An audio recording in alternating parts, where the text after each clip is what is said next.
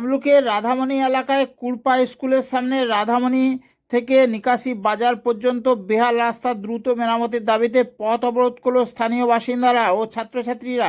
জানা গিয়েছে এই রাস্তাটি দিয়ে প্রতিদিন বেশ কয়েকটি স্কুলের ছাত্রছাত্রী যাতায়াত করে। তাছাড়া রোগীর অ্যাম্বুলেন্স সহ বিভিন্ন যানবাহন চলাচল করে। প্রায় দিনই দুর্ঘটনা ঘটে থাকে।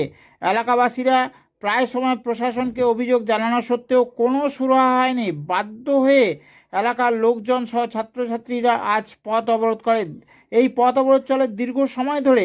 তমলুক থানার পুলিশ এসে রাস্তা সারানোর আশ্বাস দিলে পথ অবরোধ উঠে যায়। দেখুন সেই চিত্র আমাদের সংবাদ মাধ্যমে।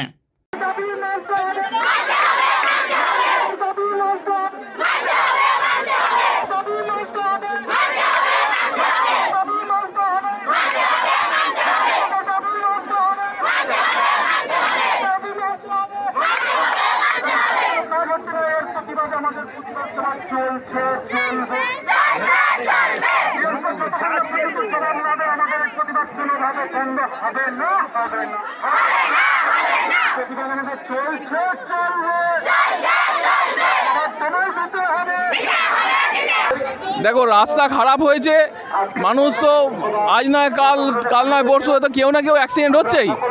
তো এখানে মানুষ তো প্রতিবাদ করবে। আমাদের কাজ রাস্তাটা করে দেওয়ার, আমরা টেন্ডার হয়ে গেছে, কাজটা আশা করি হয়ে যাবে। আমার নাম Tarak Das, WBSRD junior engineer.